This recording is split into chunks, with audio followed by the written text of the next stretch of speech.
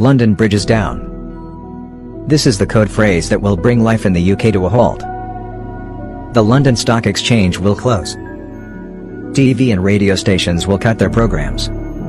Sporting events will be cancelled. This national emergency is the protocol to follow if the ruling monarch dies. It's been 70 years since Britain has lost a monarch. King George VL died in 1952, making Elizabeth LL the new queen. She has ruled the country since then. The Royal Palace has a special protocol known as Operation London Bridge.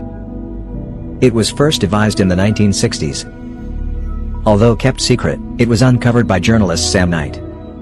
Everything is carefully planned down to the last minute. In final hours, the Queen will be with her family and a team of doctors. People will be notified about the Queen's health regularly. The last bulletin may read something like this: "The Queen's life is moving peacefully towards its close." This was the case with George V. BBC will then activate an alarm system. Established during the Cold War, it is called RATS, Radio Alert Transmission System. Reporters have been rehearsing the future news for over 30 years. They substitute the name Mrs. Robinson for the Queen. These rehearsals will be put into action. All newsreaders will wear black suits and black ties. Blue lights, known as obit lights, will go on at all commercial radio stations. They will start flashing to alert the DJs to switch to the news in a few minutes. In the meantime, they're instructed to play inoffensive music.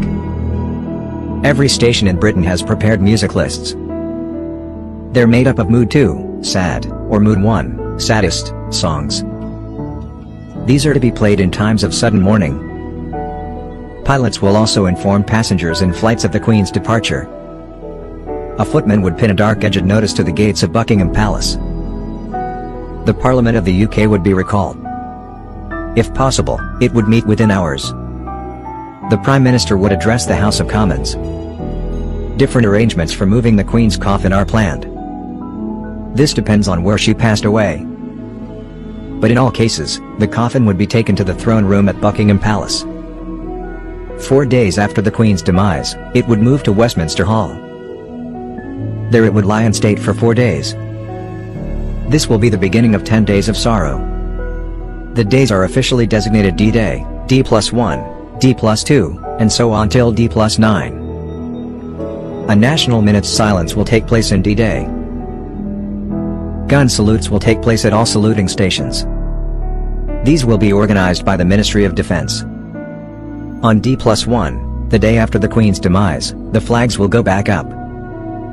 At 11 a.m., Charles will be proclaimed king at the entree room of St. James's Palace. Hundreds of people will be in attendance. They will all be asked to wear morning dress or lounge suits with black or dark ties. The Queen's funeral will take place at Westminster Abbey. There will be a national 2-minute silence on the day at midday. The Queen will be buried at the King George VL Memorial Chapel in Windsor.